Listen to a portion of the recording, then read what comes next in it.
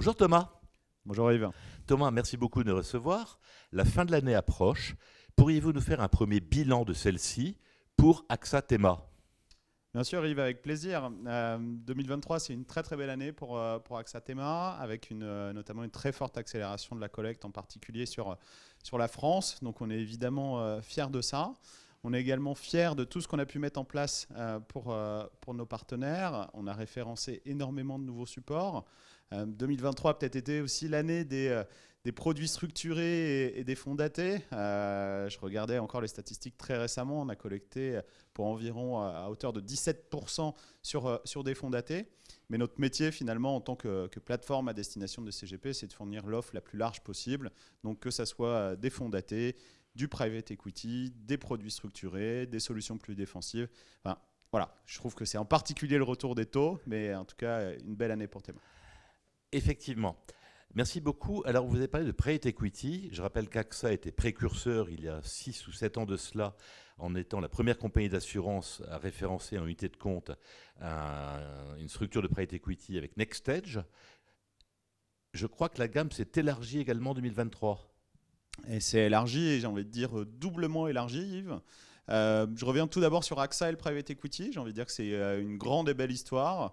AXA fait partie des très importants investisseurs institutionnels, donc qui investissent pour compte propre en private equity.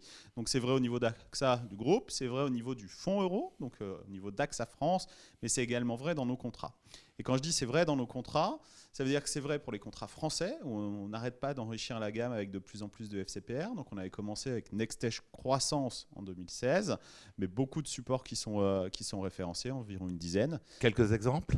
Quelques exemples, on a notamment le fonds Alta Life qui a été référencé. Et on a deux fonds d'Oraseo, on a une exclusivité avec un fonds Capza, donc beaucoup d'éléments. Et on a également mis en place un nouveau FAS, donc un fonds d'assurance spécialisé sur nos contrats luxembourgeois.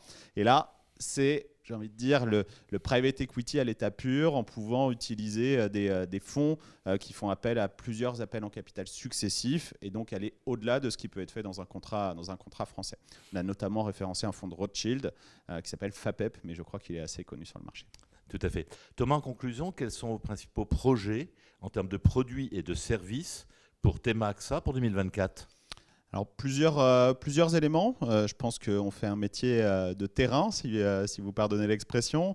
En tout cas, c'est essentiel d'être proche de nos partenaires. Donc continuer cette proximité commerciale, continuer à mettre en avant l'ensemble des offres qu'on a à disposition. Donc c'est le cas à l'heure actuelle pour les bonus sur versement, mais garder les 3 briques qui sont disponibles chez AXA, donc à savoir Euro Croissance et UC. On pense que la diversification est essentielle, que les unités de compte sont un moteur de génération de performance à long terme et qu'il ne faut pas oublier ces aspects-là et que c'est des éléments importants. Ça, c'est peut-être pour la proximité terrain qui est le premier élément qui me vient en tête.